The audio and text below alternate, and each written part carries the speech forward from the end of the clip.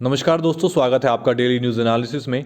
This video series is presented to you by Ethic IAS. इस video series में हम आपके लिए लेकर आए हैं करंट अफेयर्स जो आपके यूपीएससी और स्टेट एग्जामिनेशंस के लिए बेनिफिशियल रहेंगे। आज है 21 सितंबर 2022 और आज हम पढ़ने वाले हैं 3 न्यूज़ के बारे में। सबसे पहले हम पढ़ेंगे यूनाइटेड नेशन जनरल असेंबली के बारे में। ये हमारे जीएस के सेकंड पेपर को टारगेट करता है, इंटरनेशनल अफेयर्स का टॉपिक है, प्रीलिम्स के लिए इंपॉर्टेंट है। दूसरा हम पढ़ेंगे सोवा वायरस के बारे में, जीएस के थर्ड पेपर को टारगेट करता है, साइंस एंड टेक्नोलॉजी का टॉपिक है और ये भी हमारे प्रीलिम्स एग्जाम के लिए इंपॉर्टेंट है। तीसरा हम पढ़ेंगे इकोलॉजिकल नीचेज के बारे में। ये हमारे जीएस के फर्स्ट पेपर और थर्ड पेपर को टारगेट करता है, ज्योग्राफी का टॉपिक है और एनवायरनमेंट से भी संबंधित है। इस वीडियो में आगे बढ़ने से पहले मैं आपसे रिक्वेस्ट करूंगा कि आप इस चैनल को सब्सक्राइब कीजिए, बेल आइकन जरूर दबाइए ताकि आपको नोटिफिकेशन मिल सके और आप अपने करंट अफेयर के सेक्शन को जल्दी से जल्दी कवर कर सकें। बात करते हैं अपनी पहली न्यूज़ के बारे में। तो देखिए, इंडियन एक्सप्रेस के अंदर एक आर्टिकल छपा है जिसके अंदर ये कहा गया है कि हम यूनाइटेड नेशन जनरल असेंबली से इस बार क्या एक्सपेक्ट कर सकते हैं। देखिए, इस बार ये यूनाइटेड नेशन जनरल असेंबली का 77वां सेशन है जो न्यूयॉर्क में यूनाइटेड स्टेट्स में होने जा रहा है। ये इस बार इम्पोर्टेंट इसलिए है क्योंकि पिछले 2 सालों से इन पर्सन रेस्ट्रिक्शंस लगी गई हुई थी कोविड-19 की वजह से। ये जो असेंबली हो रही थी इससे पहले ये ऑनलाइन हो रही थी, इन पर्सन अटेंड नहीं कर रहे थे वर्ल्ड के जो लीडर्स हैं। तो ये 77वां सेशन 2 साल बाद ऐसा सेशन हो रहा है जिसके अंदर इन पर्सन जो लीडर्स हैं वो इसे अटेंड करेंगे। अब देखिए, यूनाइटेड नेशन जनरल असेंबली जो है वो बेसिकली है क्या। देखिए, यूनाइटेड नेशन जनरल असेंबली जो है ये एक पॉलिसी मेकिंग और रिप्रेजेंटेटिव ऑर्गन है जो 1945 में बनाया गया और इसके अंदर हर साल 2 बार मीटिंग होती है, जो कि सितंबर से दिसंबर के बीच एक होती है और दूसरी होती है जनवरी से अगस्त के बीच। यूनाइटेड नेशंस जनरल असेंबली के अंदर टोटल 193 मेंबर स्टेट्स हैं जिन्हें इक्वल वोटिंग राइट दिए गए हैं। ये वोटिंग राइट ये यूज़ कर सकते हैं यूनाइटेड नेशन सेक्रेटरी जनरल को अपॉइंट करने में, या फिर बजट अप्रूव करने में, या फिर कोई भी नॉन परमानेंट मेंबर को सिक्योरिटी काउंसिल के अंदर इलेक्ट करने के लिए, या कोई रिकमेंडेशन करने के लिए, किसी रेजोल्यूशन के लिए। हालांकि इनके पास कोई पावर नहीं होती कि ये उन रेजोल्यूशंस को एनफोर्स कर सके।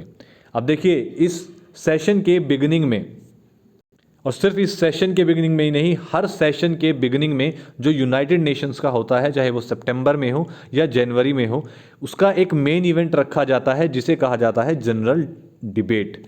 इसके अंदर जितने भी रिप्रेजेंटेटिव मेंबर स्टेट्स हैं उन्हें अपॉर्चुनिटी दी जाती है ताकि वे अपने जो कंसर्न्स हैं उन्हें रेज कर सकें, जो इश्यूज़ हैं जो उन्हें कंसर्न करते हैं, परेशान करते हैं, उनको वो रेज कर सकें जनरल असेंबली के अंदर। अब देखिए, इस बार की हम जनरल असेंबली से क्या चीज़ें एक्सपेक्ट कर सकते हैं कि कौन कौन से जो इश्यूज़ हैं मेनली जो जनरल असेंबली में उठाए जाएंगे। इस बार इस सेशन की जो थीम है वो है a watershed movement, transformative solutions to interlocking challenge.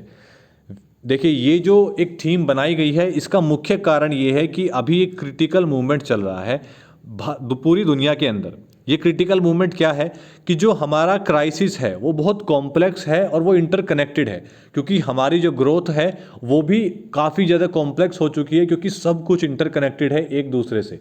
Supply demand हर एक किसी ना किसी प्रोडक्ट की किसी दूसरे प्रोडक्ट से संबंधित है। तो कहीं ना कहीं सारी इकोनॉमीज़ जो है, वर्ल्ड इकोनॉमीज़ एक दूसरे से रिलेटेड हैं। तो ये काफ़ी एक कॉम्प्लेक्स स्ट्रक्चर बन गया है जो इंटरकनेक्टेड है। तो हमारा क्राइसिस भी सिमिलरली इसी के साथ साथ इंटरकनेक्टेड है। तो इसके बारे में इस बार यूनाइटेड नेशंस के इस सेशन में मुद्दा देखने को मिल सकता है। इसी के साथ साथ जो क्लाइमेट क्राइसिस अभी चल रहा है, जिसमें आपने पाकिस्तान के अंदर डेडली फ्लड देखी हैं, जिसमें हजारों लोग मर गए हैं और मिलियंस लोग, लाखों लोग अपनी जगह से डिस्प्लेस हो गए हैं। उनके घर, खेत खलियान और उनकी जो रोज़मर्रा के जीवन में जो वो उनके काम थे वो सब ख़त्म हो चुके हैं। और ये जो ड्रोट है ये सिर्फ पाकिस्तान के अंदर ही नहीं आई है, ये देखी गई है कई सारे यूरोपियन पार्ट्स में भी और चाइना के अंदर भी। दूसरा, जो रशिया ने यूक्रेन पर इन्वेजन किया है उसके बारे में भी डिस्कशन किया जाएगा और कहीं ना कहीं ये टॉपिक डोमिनेट करेगा इस डिस्कशन को जो इस बार इस सेशन में यूनाइटेड नेशन जनरल असेंबली में होगा। अब इसके अंदर जो स्पीकर्स हैं उनका जो ऑर्डर है उन्हें कौन डिसाइड करता है और वो ऑर्डर्स कैसे लगाए जाते हैं। देखिए, जनरल असेंबली की जो डिबेट है वो 2 सेगमेंट्स में डिवाइड की जाती है। एक मॉर्निंग सेशन होता है और एक होता है आफ्टरनून सेशन। अब इसके अंदर सबसे पहले जो यूनाइटेड नेशंस के सेक्रेटरी जनरल हैं वो बताते हैं, वो रिपोर्ट देते हैं बेसिकली कि जो इस ऑर्गेनाइजेशन का वर्क है, secretary general of the work of the organisation, वो काम कैसे करता है ये ऑर्गेनाइजेशन। इसके बाद ये मंच दे दिया जाता है प्रेसिडेंट को, जो कि इस बार एक हंगेरियन डिप्लोमेट है जिनका नाम है कसाबा कोरस, जो इस बार प्रेसिडेंट है इस यूनाइटेड नेशन जनरल असेंबली के, जो सबसे पहले स्पीकर होंगे। उसके बाद जो यहाँ बोलते हैं वो पिछले 7 डेकेड से सबसे पहले जो बोलते आ रहे हैं वो है ब्राज़ील। क्योंकि देखिए, जब ये सेशन स्टार्ट किया गया था तो काफ़ी जो कंट्रीज़ थी वो रिलेक्टेंट थी स्टार्टिंग में बोलने के लिए। कंट्रीज़ जो है वॉलंटियर नहीं करती थी पहले बोलने के लिए, तो ब्राज़ील स्टार्टिंग से वॉलंटियर करता आया है पहले बोलने के लिए। तो एक ट्रेडिशन को फॉलो करते हुए इस बार भी सबसे पहले ब्राज़ील बोलेगा। दूसरा नंबर पर आता है यूनाइटेड स्टेट्स, जो अपनी बात रखता है, लेकिन इस बार क्योंकि जो प्रेसिडेंट हैं यूनाइटेड स्टेट्स के वो लेट हैं, वो क्वीन के फ्यूनरल में गए हुए हैं, तो वो इस बार 21 को बोलेंगे। तो इस बार दूसरी जो सीट है वो कोई और ले सकता है। और जो बाकी इसके अंदर एक ऑर्डर रहता है कि कौन किसके बाद बोलेगा, वो काफ़ी कॉम्प्लेक्स है और वो काफ़ी सेट ऑफ कन्वेंशंस और बाई लॉज से बनाया जाता है, जिसके अंदर आपके लेवल ऑफ रिप्रेजेंटेटिव्स कितने हैं, रैंक कैसी है रिप्रेजेंटेटिव्स की, और भी कई सारे फैक्टर्स हैं जो इस चीज़ को इन्फ्लुएंस करते हैं। अब इस बार भारत इस असेंबली के अंदर किन चीज़ों पर मेनली फोकस करेगा। देखिए, इस बार भारत की तरफ से जो रिप्रेजेंटेशन किया जा रहा है वो कर रहे हैं हमारे external affairs minister S Jaishankar. Prime minister Narendra Modi इस बार इस यूनाइटेड नेशन जनरल असेंबली को अटेंड नहीं कर रहे हैं। और जिन मेन इश्यूज़ पर इस बार भारत फोकस करने वाला है वो है counter terrorism, peace keeping, reformed multilateralism जो कई सारे एरियाज़ को कनेक्ट करता है, क्लाइमेट एक्शंस और इक्विटेबल एक्सेस टू कोविड-19 वैक्सीन्स। देखिए, इसके अंदर हमारे प्राइम मिनिस्टर ने एक गाइडिंग लाइट दी है जो भारत की अप्रोच रहेगी, जो डिपेंड करती है 5S पर। वो जो 5S हैं वो क्या हैं? S सम्मान, संवाद, सहयोग, शांति और समृद्धि। ये 5S हैं जिनको ध्यान में रखते हुए इस बार हम अपनी अप्रोच रखेंगे यूनाइटेड नेशन जनरल असेंबली में अपनी बात रखते हुए। अब इस न्यूज़ को ख़त्म करने से पहले मैं थोड़ा सा आपको इसके बारे में बता दूं। इस बार जो फूड क्राइसिस है वो काफ़ी हाई है यूक्रेन और रशिया की वार की वजह से, क्योंकि देखिए रशिया और यूक्रेन दोनों ही सिग्निफिकेंट एक्सपोर्टर हैं ग्रेन्स और फर्टिलाइजर्स के। अब यूनाइटेड नेशंस का कहना है कि इस वार ने जो फूड शॉर्टेज क्राइसिस है उसको बहुत ज़्यादा बढ़ा दिया है, जहां की इस समय हम कोविड-19 की भी सम पोस्ट प्रॉब्लम्स को झेल रहे हैं। क्लाइमेट चेंज की वजह से भी काफ़ी ज़्यादा नुकसान हो चुका है और फूड शॉर्टेजेस जो हैं वो क्लाइमेट चेंज की वजह से इस बार काफ़ी ज़्यादा है। इसके जो सेक्रेटरी जनरल हैं उनका नाम है एंटोनियो गुतेरेस, और ये जो मीटिंग होने वाली है ये सितंबर 13 से स्टार्ट हुई है और ये सितंबर 20 तक चलेगी। इसी के साथ साथ इस बार इस मीटिंग के अंदर सिर्फ नरेंद्र मोदी ही ऐसे नहीं हैं जो अटेंड नहीं कर रहे हैं। रशिया के जो प्रेसिडेंट है पुतिन साहब वो भी इस बार नहीं आ रहे हैं और चाइना के प्रेसिडेंट शी जिनपिंग भी इसके अंदर नहीं आ रहे हैं। अब बात करते हैं अपनी दूसरी न्यूज़ के बारे में। तो देखिए, जो बैंक हैं वो अंडर अटैक्स हैं। जो क्रिप्टो एप्स है बैंक की वो अंडर अटैक है फिलहाल। इसी के जरिए CRT जो है, जिसे Indian computer emergency response team के नाम से भी जाना जाता है, उन्होंने सेवरल इंडियन बैंक्स को एक जो है ये जारी किया है कि वो अपनी जो एप्स हैं उनकी सिक्योरिटी को बढ़ाए। इसी के मद्देनज़र HDFC और IDBI बैंक ने एक अलर्ट जारी किया है उनके कस्टमर्स के लिए कि जो उनकी मोबाइल एप्लीकेशंस हैं वो उनके ऑफिशियल ऐप स्टोर से ही डाउनलोड करें, किसी और अदर सोर्स से डाउनलोड ना करें। और ये जो किया जा रहा है बेसिकली, इतना जो पैनिक क्रिएट हुआ है इस इंडस्ट्री के अंदर, क्रिप्टो ऐप्स के ऊपर जो अटैक किया जा रहा है वो किया जा रहा है सोवा वायरस के द्वारा। ये जो वायरस है ये बेसिकली क्या है, अब देखिए पहले जानते हैं कि ये किस तरीके से चीज़ों को इन्फ्लुएंस कर रहा है। ये एक नया वायरस है जिसे ट्रोजन वायरस बेसिकली कहा जा रहा है। ट्रोजन वायरस का एक अपडेटेड वर्जन है, नया वर्जन है, जिसने अब तक लगभग 200 मोबाइल बैंकिंग और क्रिप्टो ऐप्स को टारगेट कर चुका है। इसके अंदर ये उनकी लॉगिन जो क्रेडेंशियल्स हैं और कुकीज़ हैं उन्हें स्टील कर रहा है, चुरा रहा है। ये जो वायरस है ये बेसिकली आपके पूरे एंड्रॉयड फ़ोन को भी एनक्रिप्ट कर रहा है ताकि उसे वो यूज़ कर सके एज अ रैंसम लोगों से पैसे वसूलने के लिए। ये वायरस सबसे पहले 2021 में देखा गया था। इसने सबसे पहले टारगेट बनाया था United states of America, Russia और स्पेन को, लेकिन 2022 में काफ़ी और कंट्रीज़ भी इसके फोकस में हैं और भारत भी उस लिस्ट का एक हिस्सा है। ये फैलता कैसे है? ये फाइल्स के थ्रू फैलता है जो .ap के एक्सटेंशन के थ्रू अलग अलग फाइल्स में बढ़ता जाता है। अब देखिए ये बेसिकली काम कैसे करता है, ये किस तरीके से, और ये वायरस क्या है। सोवा जो है ये एक एंड्रॉयड बैंकिंग ट्रोजन मालवेयर है जो टारगेट करता है आपकी बैंकिंग ऐप्स को ताकि पर्सनल इंफॉर्मेशन जो है उसको चुरा सके और आपकी जो वो ऐप है, जो आपकी बैंकिंग ऐप है, उसके ऊपर एक फॉल्स लेयर बना सके ताकि जो और डेटा है उस डेटा को भी वो चुरा सके। अब ये जो ऐप एक लेयर बनाई गई है ये मदद करती है उस मालवेयर की ताकि वो उस पेमेंट ऐप का एक मिमिक बना सके, कॉपी बना सके, ताकि आपकी जो इन्फॉर्मेशन है और पैसा है उसको चुराया जा सके। अब ये जो वायरस है ये काम कैसे करता है? देखिए Indian computer emergency response team के अनुसार ये एक मालवेयर स्प्रेड है जो स्मिशिंग के थ्रू फैलता है। स्मिशिंग क्या है? ये एक प्रोसेस है जिसके अंदर आपके पास एक एसएमएस आएगा।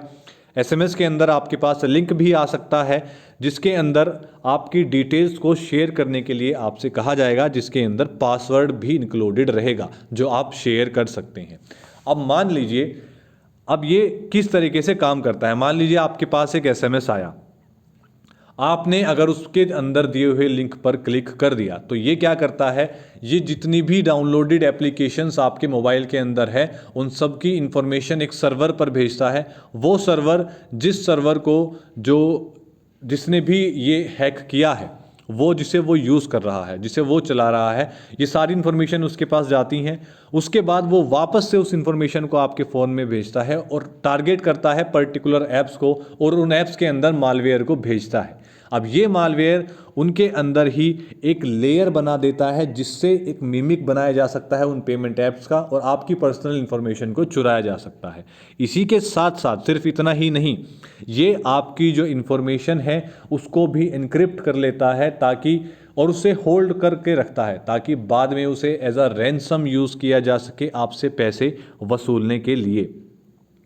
अब ये वायरस क्या क्या कर सकता है? देखिए ये एक मालवेयर है जो बेसिकली आपके जो जितनी भी कुकीज़ हैं उनको स्टील कर सकता है, स्क्रीनशॉट ले सकता है, फॉल्स ओवरलेज बना सकता है आपकी पेमेंट ऐप के ऊपर। अब इससे बचने के लिए आप क्या कर सकते हैं? सबसे पहले तो आप जो भी ऐप डाउनलोड करते हैं उसे ऑफिशियल ऐप स्टोर से ही डाउनलोड कीजिए। उसके अंदर आप उसकी जो एडिशनल इन्फॉर्मेशन है उसके सेक्शन के अंदर जाइए और उसके रिव्यूज़ चेक कीजिए, उसके जो कितनी ऐप वो डाउनलोड की जा चुकी है और उसके अंदर जो यूज़र्स के रिव्यू हैं वो क्या हैं, और लेटेस्ट अपडेटेड वर्जन डाउनलोड कीजिए ऐप का सिर्फ ऑफिशियल ऐप स्टोर से।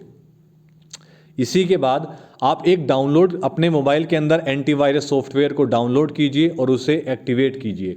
कोई भी ऐसी वेबसाइट जो ट्रस्टवर्दी नहीं है उसे फॉलो मत कीजिए। कोई भी लिंक आपके फ़ोन पर आता है या आपको ईमेल होता है तो कोशिश कीजिए कि आप उस लिंक पर क्लिक ना करें। लेकिन गलती से अगर वो उस पर क्लिक हो जाता है और आप इस तरीके की कोई समस्या महसूस करते हैं तो जो रिस्पेक्टिव बैंक है उसको रिपोर्ट कीजिए ताकि आपका डेटा बच सके और आपके जो पैसे हैं, आपके अकाउंट डिटेल्स हैं, उनको बचाया जा सके। और अपने मोबाइल की जो फायरवॉल है उसको हमेशा ऑन रखिए। अब बात करते हैं तीसरी न्यूज़ के बारे में। तो द हिंदू के अंदर एक आर्टिकल छपा है जिसके अंदर ये कहा गया है कि matching ecology with agricultural economies, कि जो हम अपनी इकोलॉजी है उसको इस तरीके से मैच करें ताकि जो एग्रीकल्चर इकोनॉमीज़ है उसको भी फ़ायदा मिल सके। देखिए, इसके अंदर हम बात करेंगे इकोलॉजिकल नीचेस के बारे में। जो नीचे है ये होता क्या है? ये एक ऐसी कंडीशन है या एक ऐसी चीज़ है जो सूटेबल है किसी पर्टिकुलर एनिमल्स के लिए या पर्टिकुलर किसी स्पीसीज़ के लिए थ्राइव करने के लिए, उस जगह पॉसिबली खुद को एक अपना साम्राज्य बनाने के लिए, एक ऐसी एनवायरमेंटल कंडीशन बनाने के लिए जहां पर वो सर्वाइव कर सके। अब इसके की पॉइंट्स क्या हैं, इसके अंदर क्या कहा गया है? इसके अंदर ये कहा गया है कि जो वैरायटी है इकोलॉजिकल नीचेस की इकोसिस्टम के अंदर, ये बनाती है हमारी बायोडाइवर्सिटी को। जिस बायोडाइवर्सिटीज़ के अंदर जो स्पीसीज़ हैं वो थ्राइव करती हैं, वो बढ़ती हैं और अपना एक एनवायरनमेंट बनाती हैं जो उनके लिए सूटेबल है। फॉर एग्जाम्पल, अगर हम देखें जो डेजर्ट क्रॉप्स हैं तो वो कहीं ना कहीं अपने आप को इतना सूटेबल बना लेती हैं कि वो कम पानी के अंदर भी थ्राइव कर सकें और वो क्रॉप्स हो सकें डेजर्टेड एरिया के अंदर भी। अब क्योंकि पूरी दुनिया का जो लोकल वेदर है वो बदल रहा है, तो इन स्पीसीज़ की जो फ्लेक्सिबिलिटी है अपने खुद के बायोलॉजिकल नीचेस को कैरी करने की, वो भी धीरे धीरे कम होती जा रही है, जिसकी वजह से इसका जो डायरेक्ट इफेक्ट है वो हमारे एग्रीकल्चर पर पड़ रहा है, जिसकी वजह से जो बहुत लंबे समय से हम प्रैक्टिसेस करते आ रहे हैं और जिन क्रॉप्स को हम सींचते आ रहे हैं, अब उन्हें सींचने में काफ़ी ज़्यादा मुश्किलें महसूस हो रही है। अब इसकी वजह से जो एडजस्टमेंट हो रहे हैं वो बेसिकली मील्स में हो रहे हैं, जो विटामिन्स हैं वो कम होते जा रहे हैं, ऑल्टर होते जा रहे हैं। इनके जो प्रीडेटर्स हैं, जो स्पीसीज़ हैं, वो धीरे धीरे एक दूसरे के साथ compete कर रही हैं और जो एक इकोलॉजिकल एनवायरनमेंट है वो घटता जा रहा है। जो नॉन लिविंग और एबियोटिक एनिमल्स हैं वो कहीं ना कहीं जो है काफ़ी ज़्यादा इफ़ेक्ट हो रहे हैं इकोलॉजिकल नीचेस की वजह से, ये ऐसे एनवायरनमेंट बनने की वजह से जो उनको सूटेबल नहीं है। देखिए, ये जो इकोलॉजिकल जो नीचेस हैं और ये जो एबायोटिक और नॉन लिविंग एलिमेंट्स हैं, ये बेसिकली हेल्प करते हैं हमारे धरती के टेम्परेचर को मेंटेन रखने में, एक सोइल क्वालिटी को बनाने में, सोइल के अंदर मॉइस्चर रखने में और कई सारी चीज़ों को ये इफ़ेक्ट करते हैं। अब हम जानेंगे इकोलॉजिकल नीचे मॉडलिंग के बारे में कि किस तरीके से हम इसको बेहतर कर सकते हैं। देखिए, क्लाइमेट चेंज की वजह से जो इकोलॉजिकल नीचेस हैं वो काफ़ी ज़्यादा ऑल्टर होते जा रहे हैं, कम होते जा रहे हैं, जिसका इफ़ेक्ट डायरेक्टली एग्रीकल्चर पर देखा जा सकता है, जो कि एक बहुत बड़ा कारण है कि फ़िलहाल हमें इकोलॉजिकल नीचे मॉडलिंग की ज़रूरत है। इसका मतलब है नई पॉसिबिलिटीज़ को आइडेंटिफाई करना, इकोलॉजिकल नीचे मॉडलिंग को एक प्रेडिक्टिव टूल बनाकर, जिसके अंदर हम जो एग्जिस्टिंग हैबिटेट्स हैं उनके अंदर न्यू इनहैबिटेट्स को बना सकते हैं, नई जोग्राफिकल लोकेशंस को हम डिज़ाइन कर सकते हैं या ढूंढ सकते हैं ताकि डिज़ायरेबल जो प्लांट हैं उनको हम ग्रो कर सकें। जैसे कि जो एक मॉडलिंग आइडेंटिफाई की गई है 4200 स्क्वायर किलोमीटर के एरिया की, जो सैफ्रॉन कल्टीवेशन के लिए सूटेबल है, जो कि जम्मू एंड कश्मीर के अंदर है, हिमाचल प्रदेश में है, नॉर्थ सिक्किम, इम्फाल और मणिपुर और उदागमंडलम तमिलनाडु के अंदर है। तो इस तरीके की मॉडलिंग्स को हमें आइडेंटिफाई करने की ज़रूरत है ताकि हम प्रोडक्शन को, एग्रीकल्चर से संबंधित जो क्राइसिस आ रहा है उसको डील कर सकें। So that is all for today. अगर वीडियो आपको पसंद आई है तो वीडियो को लाइक कीजिए, शेयर कीजिए, सब्सक्राइब कीजिए और बेल आइकन दबाना मत भूलिएगा ताकि आपको नोटिफिकेशन मिल सके और आप अपने करंट अफेयर्स को टाइमली कवर कर सकें। धन्यवाद।